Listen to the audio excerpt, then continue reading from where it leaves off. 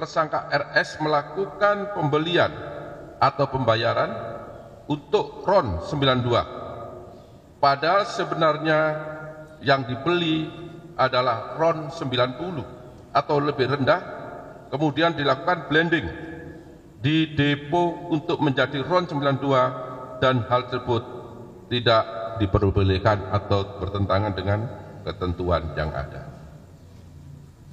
Pada saat telah dilakukan pengadaan impor minyak mentah dan impor produk kilang, diperoleh fakta adanya markup kontrak shipping atau pengiriman yang dilakukan oleh tersangka YF selaku Direktur Utama PT Pertamina International Shipping, sehingga negara mengeluarkan fee sebesar 13 sampai dengan 15% secara melawan hukum, sehingga tersangka MKAR mendapatkan keuntungan dari transaksi tersebut.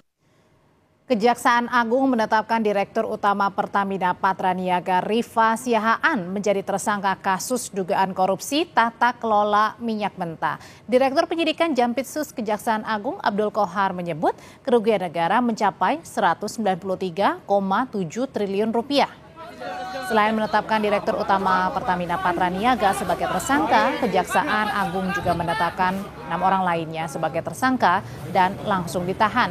Kejagung bilang korupsi di anak perusahaan Pertamina terjadi pada tahun 2018 hingga 2023. Modus tersangka adalah dengan sengaja menurunkan produksi kilang dalam negeri agar bisa mengimpor minyak mentah dari luar negeri.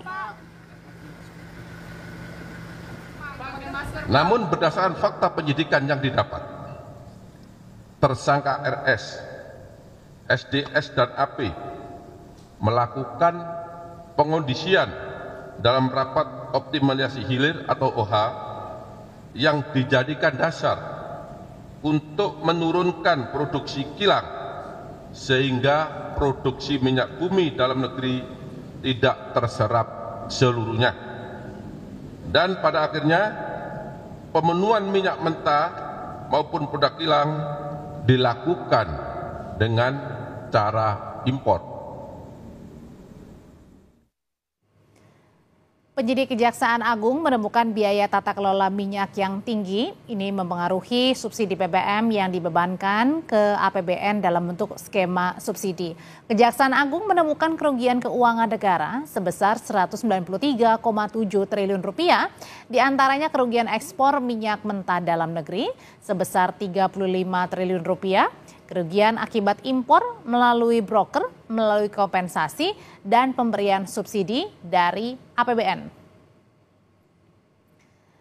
Selain menetapkan Direktur Utama PT Pertamina Patraniaga sebagai tersangka, Kejaksaan juga menetapkan 6 orang lainnya. Di antaranya ada Yoki Fernandi, ini adalah Direktur Utama Pertamina International Shipping.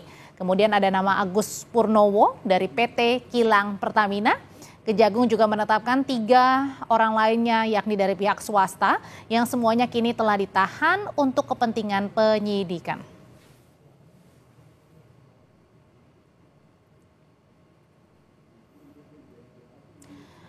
Penyidik Kejaksaan Agung melakukan penggeledahan di rumah pengusaha minyak Muhammad Riza Khalid terkait dugaan kasus korupsi tata kelola minyak mentah dan produk kilang pada PT Pertamina. Kapus Penkum Kejaksaan Agung Harli Siregar menyebut hingga sekarang penyidik telah menggeledah 7 rumah dan kantor dari para tersangka.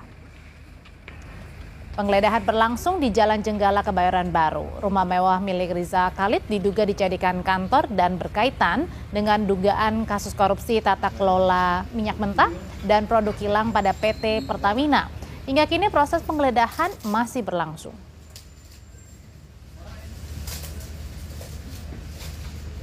Jadi kami sampaikan bahwa penyidik sampai hari ini sudah melakukan setidaknya 4 kali penggeledahan, ya, 4 kali penggeledahan di